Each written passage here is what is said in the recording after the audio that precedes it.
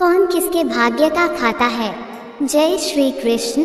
दोस्तों, आप किसके भाग्य का खाते हैं? आपको अपने जीवन में जो कुछ भी मिला है वो किसके भाग्य से मिला है? इस संसार में सबसे बड़ा बलवान कौन है? भगवान विष्णु ने नारद जी को बताया कि मनुष्य किसके भाग्य का खाता है। चलिए इसे हम भगवान विष्णु की एक कथा के माध्यम से समझते हैं। एक बार की बात है, नारद जी पृथ्वीलोक से घूमकर वैकुंठ धाम जा पहुँचे। भगवान विष्णु ने आदरपूर्वक उन्हें बिठाया और प्रसन्न होकर आने का कारण पूछा। नारद जी कहते हैं, हे प्रभु, आपने अपना नाम कृपानिधान रखा है, इससे आपके जो प्रिय भक्त हैं वही तर पाते हैं। आज मेरे मन में एक प्रश्न है कि हम सब किसके भाग्य का खाते हैं? हे प्रभु, कृपया आप मेरा मार्गदर्शन करें। जो सामान्य नर नारी हैं वे इस ज्ञान से वंचित रह जाते हैं, इसलिए आप मुझे कोई ऐसा सरल मार्ग बताएं जिससे सामान्य भक्त आपकी भक्ति कर मुक्ति पा सके। नारद जी की बातें सुनकर भगवान विष्णु बोले, हे नारद जी, मेरी बात ध्यानपूर्वक सुनो। जो नर नारी मेरे व्रत का पालन करेंगे और श्रद्धा भक्ति से मेरी पूजा अर्चना करेंगे, उनके लिए स्वर्ग के द्वार साक्षात खुले होंगे। इसके बाद विष्णु जी नारद जी से कहते हैं, इसे मैं आपको एक कथा के माध्यम से बताता हूँ। भगवान विष्णु कहते हैं, जो भी भक्त इस कथा को सुनेगा और मेरा थोड़ा सा भी नाम लेकर पूजन करेगा वो वैकुंठ धाम को प्राप्त करेगा। भक्तों, प्रेम से बोलिए लक्ष्मी नारायण भगवान की जय। जय श्री कृष्ण। दोस्तों, अब आइए सुनते हैं मोक्ष प्रदान करने वाली ये कथा और जानते हैं कि हम सब किसके भाग्य का खाते हैं। एक नगर में एक राजा अपनी 2 बेटियों तथा पत्नी के साथ रहता था। एक दिन राजा भोजन करते समय अपनी दोनों बेटियों तथा अपनी पत्नी से पूछता है कि तुम सब किसके भाग्य का खाते हो? तब बड़ी बेटी बोली, पिताजी, मैं आपके भाग्य का खाती हूँ।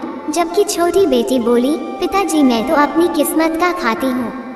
तब राजा ने क्रोध करते हुए अपनी पत्नी की तरफ देखा तो पत्नी ने भी डरते डरते कहा कि स्वामी, मैं तो आपके भाग्य का खाती हूँ।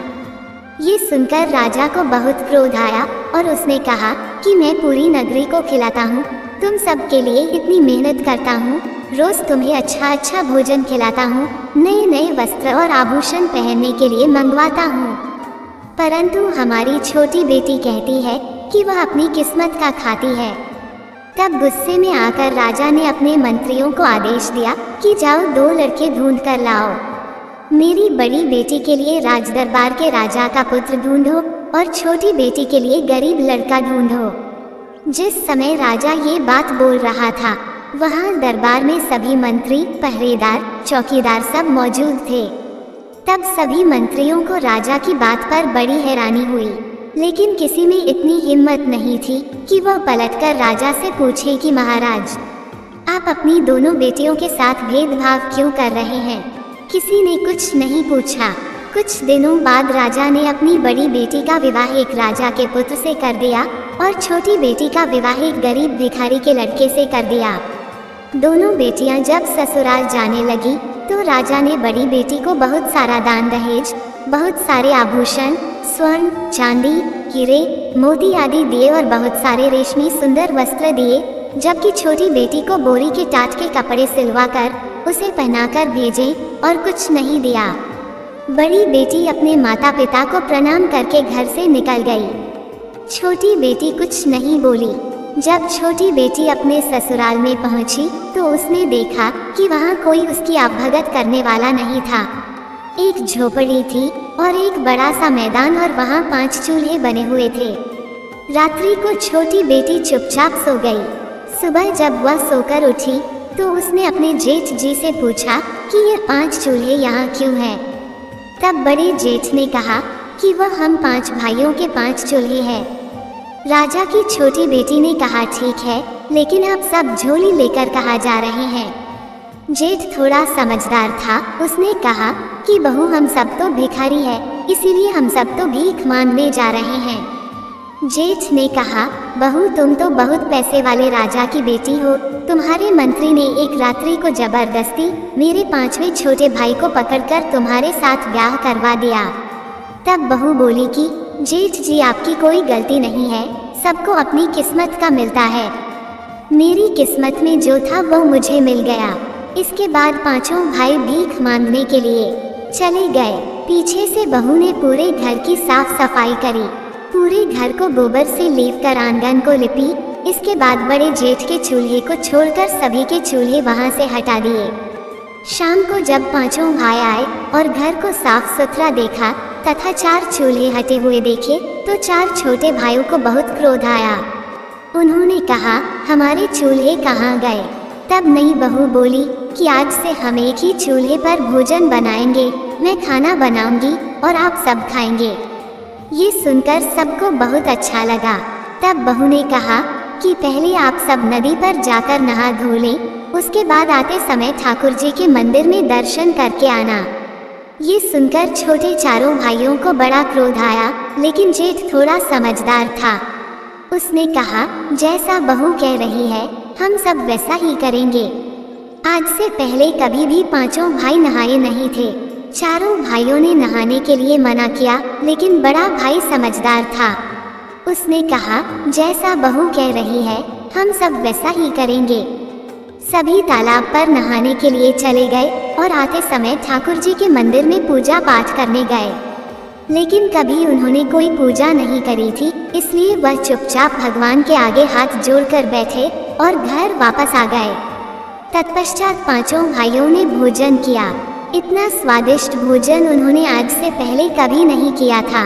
भोजन करने के बाद चारों भाई झोंपड़ी के बाहर सो गए और नई बहू अपने पति के साथ झोंपड़ी के अंदर सो गई। सुबह जब वह सोकर उठे तो वापस से वहां पांचों भाई झोली उठाकर भीख मांगने के लिए जाने लगे। तब नई बहू ने कहा कि आज से आप लोग भीख नहीं मांगेंगे, मेहनत मजदूरी करेंगे। तब उसके जेठ ने कहा कि बहू हमें कमाना नहीं आता। तब नई बहू ने कहा कि जो भी काम मिले आप वही करना, लेकिन भीख मत मांगना।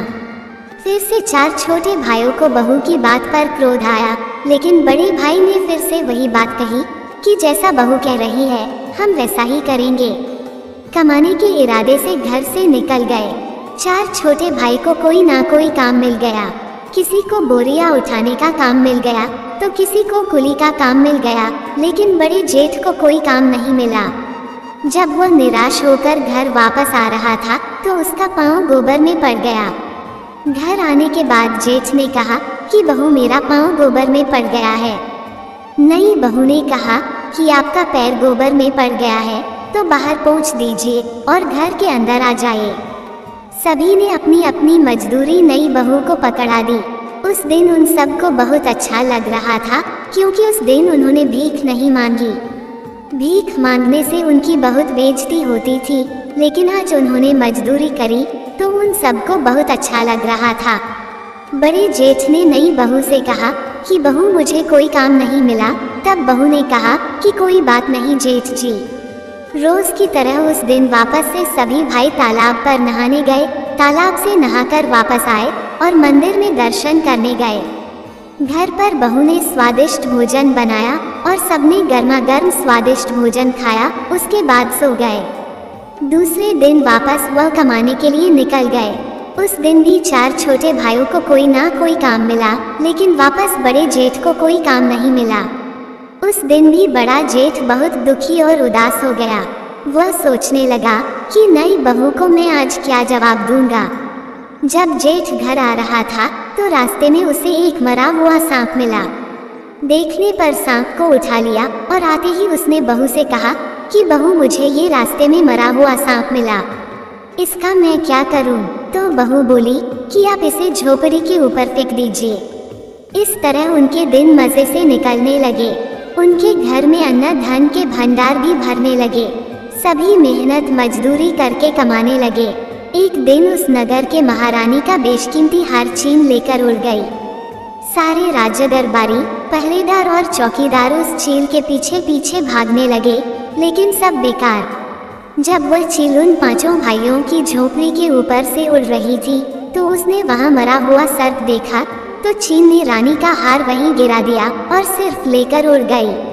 उधर राजा ने नगर में ढिंढोरा पिटवा दिया कि जिसे भी रानी का वह बेशकीमती हार मिले वहाँ लाकर राजमहल के राजदरबार में जमा करवा दे और वह मुंह मांगा इनाम ले जाए। शाम को सभी भाई मेहनत मजदूरी करके वापस झोपड़ी में आए तो बड़े जेठ की नज़र झोपड़ी के ऊपर चमकती हुई चीज पर पड़ी। बड़े जेठ ने चमकती हुई चीज को उतार कर देखा तो वह बेशकीमती हार निकला। जेठ ने वहाँ हार लाकर नई बहू को दे दिया। तब नई बहू बोली कि यह हार तो रानी का है, आप इसे ले जाकर राजा जी को दे दीजिए। फिर जेठ ने वैसा ही किया। जेठ ने जाकर वहाँ हार राजा को दे दिया। राजा हार को देखकर बहुत खुश हुआ और बोला कि भाई, इसके बदले में तुम्हें मुंह मांगा इनाम मिलेगा, मैं तुम्हें सब देने के लिए तैयार हूँ। तब उसने बोला कि राजा जी, मुझे मांगना नहीं आता, मैं अपने भाई की पत्नी से पूछकर बताऊंगा। राजा ने कहा कोई बात नहीं, तुम पूछ लेना फिर बताना। जेठ घर आया। घर आने के बाद उसने नई बहू को पूरी बात बताई। तब बहू ने कहा कि जेठ जी, आप राजा के महल में वापस जाना और राजा से कह देना कि राजा जी, मैं चाहता हूँ कि वैकुंठ चौदस के दिन नगर में किसी के भी यहाँ दीपक ना जले और राजमहल में भी अंधेरा रहे। तब जेठ वापस राजमहल में गया। राजमहल में जाकर उसने राजा से कहा कि राजा जी, मुझे कोई इनाम नहीं चाहिए, बस आप वैकुंठ चौदस अर्थात वैकुंठ चतुर्दशी के दिन नगर में ये ढिंढोरा पिटवा दीजिए कि कोई भी नगरवासी दीपक ना जलावे, यहाँ तक कि राजमहल में भी दीपक ना जले। वैकुंठ चौदस के दिन पूरी नगरी में अंधेरा रहे। बिना कुछ सोचे समझे राजा ने कहा कोई बात नहीं, अगर तुम्हारी यही इच्छा है तो एक दिन नगर में कोई दीपक नहीं जलाएगा और राजमहल में भी दीपक नहीं जलेगा। राजा ने पूरी नगरी में ये ढिंढोरा पिटवा दिया कि पूरी नगरी में वैकुंठ चौदस के दिन कोई भी दीपक ना जलावे। दूसरे दिन वैकुंठ चौदस की रात्रि को किसी ने भी दीपक नहीं जलाया, यहाँ तक कि राजमहल में भी दीपक नहीं जला। लेकिन पांचों भाइयों की झोपड़ी में नई बहू ने चारों तरफ दीपक जलाए, कहीं पर भी अंधेरा नहीं छोड़ा। माता लक्ष्मी के पग बनाए और एक थाल तैयार करके वहां बैठ गई। जब वैकुंठ चौदस की रात्रि को स्वर्गलोक से माता लक्ष्मी मृत्युलोक में नीचे उतरी तो माता लक्ष्मी को उस नगर में सब जगह अंधेरा ही अंधेरा दिखाई दिया। केवल एक झोपड़ी जगमग कर रही थी। माता लक्ष्मी उस झोपड़ी पर आई और दरवाजा खटखटाने लगी। अंदर से बहू ने कहा कि कौन है? माता लक्ष्मी ने कहा कि मैं इस घर की बेटी हूँ। बहू ने अंदर से कहा हमारे घर में आपके लिए कोई जगह नहीं है, क्योंकि हमारे पास खुद के खाने की कमी है, हम आपको कहाँ से खिलाएंगे। थोड़ी देर बाद माता लक्ष्मी ने फिर से दरवाजा खटखटाया। बहू ने अंदर से पूछा आप कौन हैं? माता लक्ष्मी ने कहा मैं इस घर की बहू। तब भी नई बहू ने दरवाजा नहीं खोला। तीसरी बार माता लक्ष्मी ने फिर से दरवाजा खटखटाया। तब नई बहू ने कहा कि आप कौन हैं? माता लक्ष्मी ने कहा कि मैं इस घर की बहू और 7 पीढ़ी तक इसी घर में रहूंगी।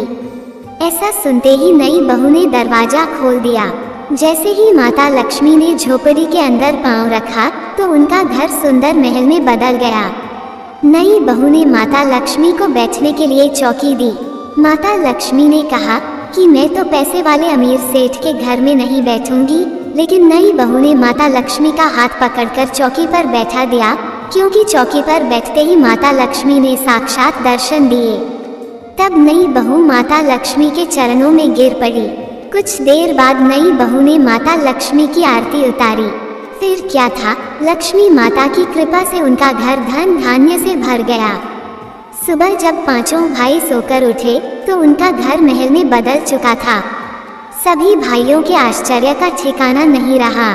माता लक्ष्मी की कृपा से धीरे धीरे वे नगर के सेठ कहलाने लगे और उनके भाई की पत्नी सेठानी कहलाने लगी।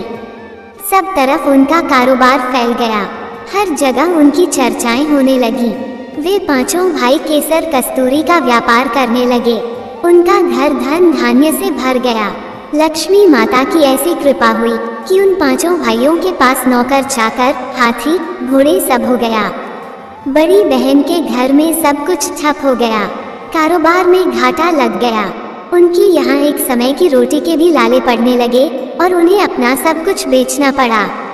बड़ी बहू के साथ ससुर ने अपनी बहू से कहा कि तुम तो कलंकिनी हो, तुम्हारे आते ही हम बर्बाद हो गए और उन्होंने अपनी बहू को घर से निकाल दिया। बड़ी बहू अर्थात राजा की बड़ी बेटी रोती हुई अपने पिता के घर आई। अपनी प्यारी लाडली बेटी की ऐसी हालत जब राजा ने देखा तो राजा बहुत दुखी हुए और राजा ने अपनी बड़ी बेटी से सारा हाल पूछा। बड़ी बेटी ने रोते रोते अपना सारा हाल अपने पिता को कह सुनाया। तब राजा ने मन ही मन सोचा कि मैं अपनी बड़ी बेटी के लिए इतना देखभाल करके घर वर ढूंढा था, इसकी ऐसी हालत है तो छोटी बेटी की क्या हालत होगी। पता नहीं वह जिंदा भी होगी या नहीं। अपनी छोटी बेटी के गांव में उसका हालचाल पता करने के लिए राजा निकल पड़े। तब राजा ने एक व्यापारी का वेश बनाया और केसर कस्तूरी बेचने के लिए अपनी छोटी बेटी के गांव में पहुंच गया। गांव में पहुंचते ही राजा ने जोर जोर से आवाज लगानी शुरू कर दी। केसर कस्तूरी ले लो, कोई केसर कस्तूरी ले लो। करते करते सुबह से दोपहर हो गई। तभी जिस गली में राजा ने आवाज लगाई उसी गली में उसकी छोटी बेटी का हवेलीनुमा मकान था। बेटी ने अपने पिता की आवाज पहचान ली। उसने ऊपर झरोखे में से झांक कर देखा तो राजा को देखकर पहचान गई कि यह तो सच में हमारे पिता है। तब उसने अपने नौकरों से कहा कि बाहर जो आदमी केसर कस्तूरी बेच रहा है उनकी केसर कस्तूरी को मुनमांगे दाम में खरीद लो और उन्हें आदर से बुलाकर अंदर लेकर आओ तथा उनके लिए भोजन पानी की व्यवस्था करो। उन सब ने वैसा ही किया। बहुत अच्छी कीमत पर केसर कस्तूरी खरीद ली और उन्हें भोजन के लिए आसन लगाकर बैठाया। नए नए पकवान उनके खाने के लिए परोसे गए। बीच बीच में छोटी बेटी नए नए कपड़े पहनकर, अच्छे अच्छे आभूषण पहनकर और लंबा घूंघट निकालकर उनको परोसने लगी। राजा ने मन में सोचा कि उनकी यहाँ बहुत सारी नौकरानियाँ हैं। उसके पिता हंसते हुए बोले कि बेटी क्या तुम यहाँ नौकरानी का काम करती हो? तब बेटी बोली, नहीं पिताजी, यह मेरा घर है, मैं तो यहाँ की सेठानी। राजा ने कहा, अच्छा तू सेठानी है, लेकिन तूने तो वही फटे पुराने कपड़े पहन रखे हैं, वही बोरी के टाट वाले कपड़े पहन रखे हैं जिसे देखकर मैंने तुझे विदा किया था। तब बेटी बोली, नहीं पिताजी, बार बार जो अलग अलग नए नए कपड़े पहनकर आपको खाना परोसने आ रही थी वह मैं ही थी, और अब मैं जो आपके पास बोरी के टाट वाले कपड़े पहनकर आई हूँ ये भी मैं ही हूँ। छोटी बेटी ने कहा, पिताजी मैं आज आपको बताना चाहती हूँ कि सब अपने भाग्य का ही खाते हैं। यह मेरी किस्मत है जो आज मैं इस नगर की सेठानी हूँ, और यहाँ आपकी किस्मत है कि आज आप केसर कस्तूरी बेच रहे हैं। इसलिए पिताजी आज के बाद कोई किसी को यह ना कहें कि वो एक दूसरे की किस्मत का खाते हैं। ये सुनते ही उसके पिताजी का सिर नीचे हो गया और उसने कहा कि बेटी तुम जीती, मैं हारा। उसके पिता ने हार स्वीकार कर ली। बेटी ने कहा कि पिताजी आप हमसे हमेशा बड़े थे और बड़े ही रहेंगे। मैं तो सिर्फ आपको इतना बताना चाहती हूँ कि सभी मनुष्य अपनी किस्मत का ही खाता है, कोई किसी की किस्मत का नहीं खाता। इस संसार में सबसे बड़ा बलवान समय है और कोई भी व्यक्ति किसी दूसरे के भाग्य का नहीं खाता है। हर कोई यह सोचता है कि यह मेरे भाग्य का खा रहा है, लेकिन नहीं, कोई किसी के भाग का नहीं खाता। जो कोई खाता है वह अपने भाग्य का ही खाता है। हर दाने दाने पर खाने वाले का नाम होता है। आप ये ना सोचें कि हम किसी को खिला रहे हैं। आप किसी को खिलाने वाले कौन होते हैं? इस संसार को खिलाने वाला तो एक ही है और वह है परमेश्वर।